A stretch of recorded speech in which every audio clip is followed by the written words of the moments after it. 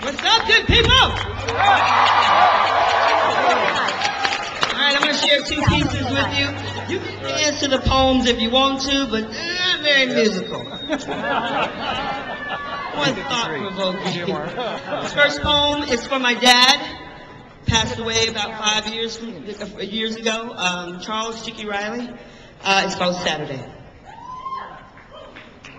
Saturdays have always been my favorite day of the week. Not for the sleeping in factor, but because of my childhood. My parents had us trained. Mom and dad, not bio dad, but the dad that stuck around. Because if on Saturday we were awakened by the smell of oatmeal drenched in brown sugar and Elton John screaming through the speakers that the bitch was back, we knew it was a cleaning day. But if on Saturday we were awakened by the smell of pancakes, bacon, and eggs, we could finish breakfast, find ourselves at a museum or a protest rally. But every once in a Saturday, we were awakened by a phrase, post office day. We would dress ourselves quickly, Garanimals insured. We were not tacky lion with lion, giraffe with giraffe. We'd inhale our cold cereal breakfast and prepare ourselves for the walk to the post office. Halfway there, a velvet freeze. If we were good, we'd have ice cream. We all had jobs at the post office. I would stand inside the interior post office door, warn my mother of oncoming post office employees. My brother, he was the official licker of the stamps, and I'm convinced he is the reason stamps are now adhesive. My younger siblings were handed fistfuls of change and instructed to feed the lemon head machine. My mother would then lazily, languidly rifle through pamphlets and flyers, inevitably ending at a 3-ring binder attached to the wall by a hook. When she returned the book, our jobs were done. Me by her side, my brother handing her envelope, stamps sliding off their edges, my siblings giving us each a sweaty palmful of lemon heads. My mom would slip something in her pocket. And as we approached the velvet freeze, we were on our best behavior. And once I had a meeting with my siblings as I explained to them that if we ordered Neapolitan ice cream, it would be like having 3 scoops instead of 1. Saturday, post office day. And my dad passed away on a Saturday. His memorial service was held on a Saturday, and to this day, I still have people commenting that it was the best memorial service they've ever been to, guiltily stopping themselves before they asked, so, when's the next one? We were a mess when he left. Our atoms bumping into each other, threatening to rearrange themselves. Going through his things, I came across a folder. Inside, paper all the same, 3 rings ripped out of the top like Band-Aids. I read one. Wanted by the FBI, Charles Riley Jr. There are 10 fingerprints, 3 photos, 1 in profile, 1 head on, and 1 where he looks so smooth, the way I remember him.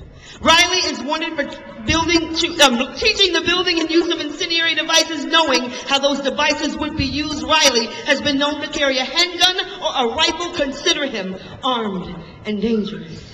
My heart tells me my mother took them because he was ours. And if one less person recognized him, that would give us 1 more day in the ice cream. With a celebration of that 1 more day, I laugh, cry tears of remembrance and my love for Saturday. And every once in a while, I find myself in a post office. And if I happen to come across one antiquated enough to have that book, I flip through it. And when I don't see his picture, I smile. But then I curse gentrification because there are no longer ice cream parlors every 8 blocks in my love for Saturday. And now I'm thinking, I want 3 scoops. Chocolate, vanilla, and strawberry. Because as long as I have Saturday, I have family, love, sliding steps, my mom, feeling light memories of you. Charles Riley Jr., my dad, for 1 more day. Thank you.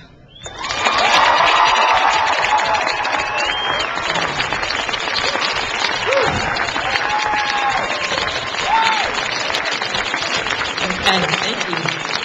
Woo-hoo. And it is Saturday. All right. Okay, this next piece took me over 20 years to write. And it's called Breathing Lessons, and I think Leah's gonna float around and help me on this. We work together sometimes and just make shit up as we go. Oh, I can cuss here, right? Damn, gotta ask first.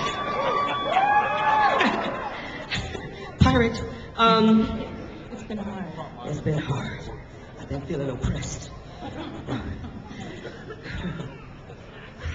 This is called Breathing Lessons. And I do have CDs. Buy them. Gas is cheap, but it ain't quite cheap enough. I remember 98 cents. Y'all remember that? Oh, the days. I never heard the term lug, lesbian, until graduation, before my 30s. So I never knew in my college days that's what they were calling me behind suppressed giggles and raised eyebrows. All I knew then was that she was beautiful. The first time our eyes met, she took my breath away. And I didn't know why I would find myself where she was, stumbling across her path, avoiding eye contact. But always found staring. The day she called me by name, my knees buckled visibly. She caught me by the arm, grinned me a disarming grin, and whispered in my ear, "You know, if you breathe, you won't pass out."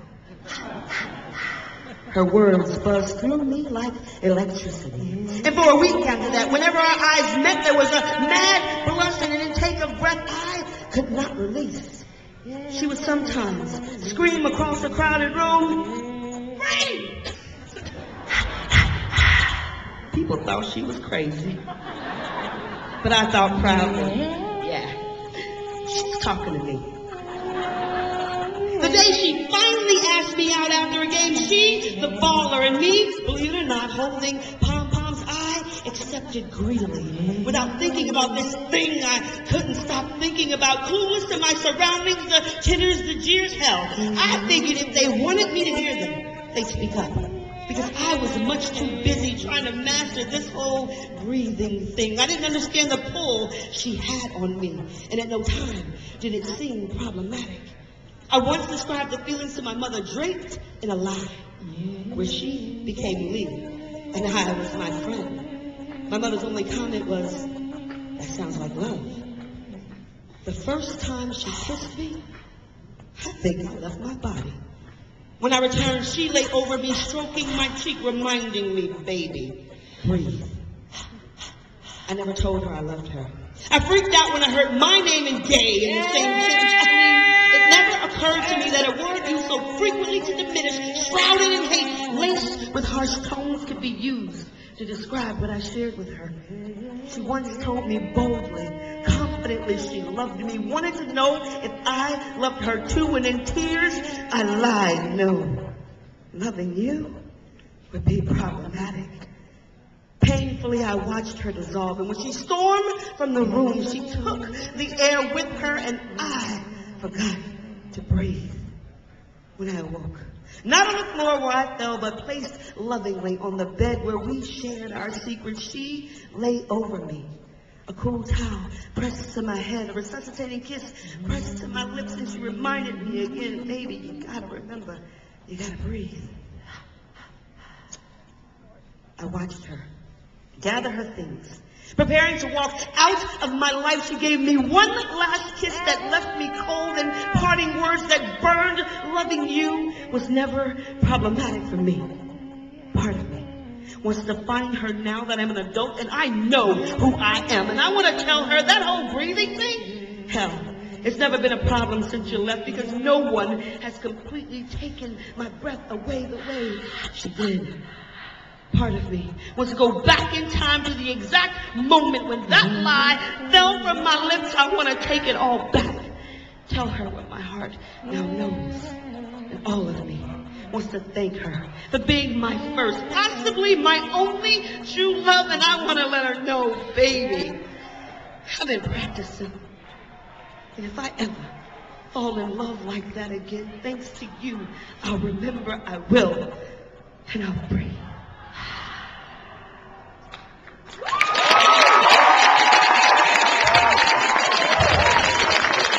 That's a very special lady, Theresa Davis, accompanied by Leah Smith, the R.I.S.E.